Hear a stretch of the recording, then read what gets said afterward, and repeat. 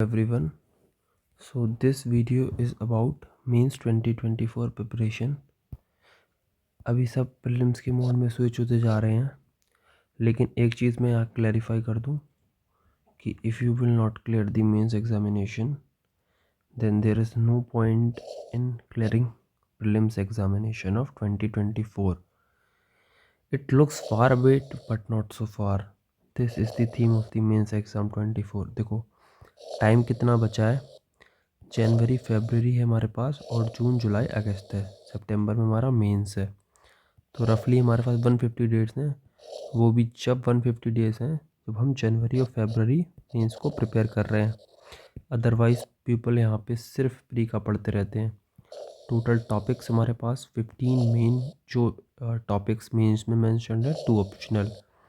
तो अगर टाइम पर सब्जेक्ट देखोगे तो अराउंड 9 to 10 डेज़ है, जो कि इसमें भी हमें आंसर राइटिंग भी करनी है प्लस पढ़ना भी है, which is already quite low, है ना। तो मेंस अभी प्रिपेयर करना पड़ेगा 2 month, because you can take a risk of 1 month for prelims, but even if you clear prelims then there are high chances you will clear the mains and get the rank.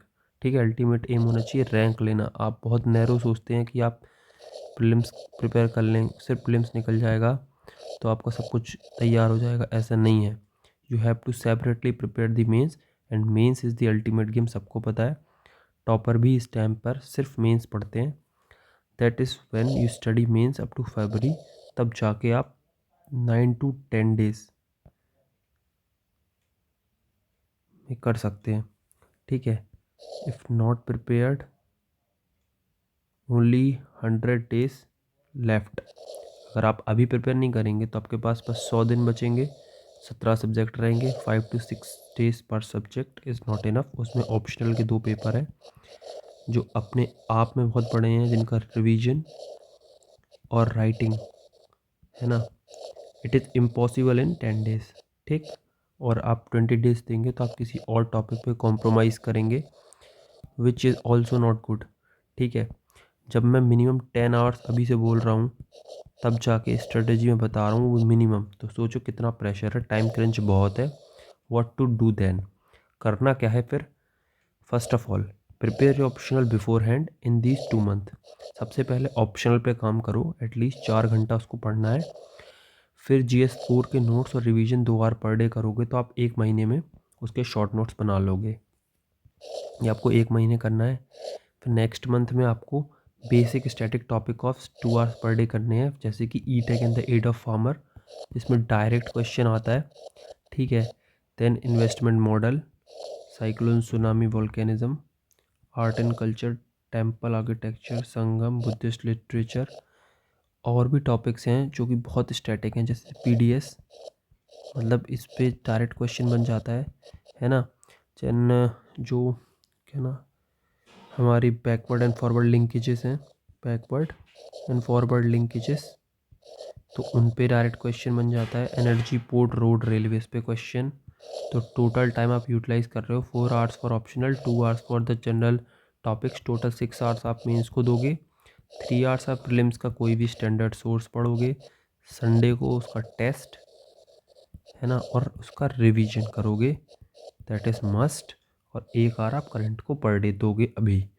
फिर मार्च, अप्रैल और मई में, है ना, जो अप्रैल, मार्च में और मई में आप कंप्लीटली प्रीलिम्स का पढ़ोगे, जिससे कि आपका रिस्क भी नहीं रहेगा। उसके लिए मैंने स्ट्रेटजी बता रखी है, PYQs प्लस स्टैंडर्ड बुक्स। ठीक, so this is all in this video. At least 10 hours आपको यहाँ पे चाहिए ही चाहिए हैं, वरना आपका मेंस रेडी नहीं होगे। This is the ultimate reality, the early you know the better it is. ठीक है, थैंक्स फॉर वॉचिंग।